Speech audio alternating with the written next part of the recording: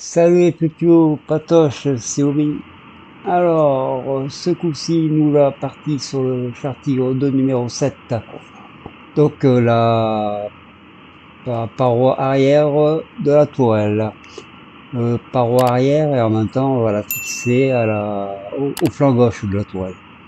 Voilà, allez, c'est parti pour le montage. Le fascicule. Alors, en premier, nous allons voir le train de roulement du Tigre 2. Donc, à peu près, il nous explique tout sur le train de roulement par rapport aux autres et sa spécificité à lire. Je peux pas vous expliquer parce que je l'ai pas encore lu. Bon, il y a la largeur, tout ça, qui rentre en ligne de compte.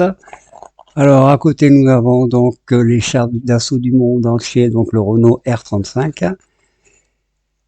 Les chasseurs de chars, donc nous avons le 75 PK41, partie 1, et toujours l'uniforme de campagne. Alors là, nous avons le numéro 4, toujours uniforme noir. Ici, nous allons donc faire le montage de la paroi arrière de la tourelle. Plus, nous allons justement rattacher cette partie arrière à la partie gauche de la tourelle. Allez, on y va. Alors là, voilà nos pièces du numéro 7.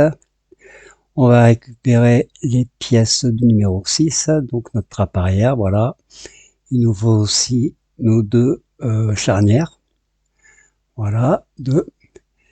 Et ce qu'on va faire, on va installer donc les charnières sur la trappe arrière, dans ce sens-là, voilà. Et les trous de charnière vont être positionnés sur le panneau arrière. Voilà, et on vient donc l'installer. Et nous allons fixer ça avec des vis EM.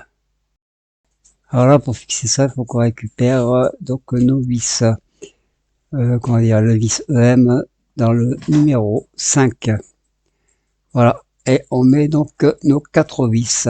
Alors, on a une. Voilà, maintenant le quatrième, à la quatrième, voilà, c'est fixé.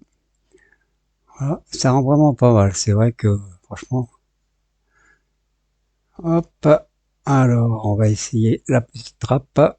Ça marche très bien. Voilà, on clique, hop, et voilà, terminé pour cette partie-là. Maintenant, on va venir attacher justement cette partie à notre flanc gauche de la tourelle. Alors là, notre partie gauche de la tourelle, on va positionner notre partie arrière. Voilà. Donc ça se positionne comme ça. Et on va y mettre, donc ce sont des vis GM. Il y en a deux. Voilà. Maintenant, on va positionner le cache d'angle, le cache-vis, si on peut dire. Voilà, alors nous avons deux petits ergots qui viennent là, ici, sur la pièce, et les trous sont sur le côté, vous voyez, 1 et 2. Voilà. Et là, il faut juste bien enfoncer. Assurez-vous que vos vis sont bien enfoncées pour pas gêner. Et il nous reste la petite tige ici qu'on doit mettre donc sur la tourelle. Alors, c'est cette petite tige. J'ai regardé, mais non, il est juste marqué tige.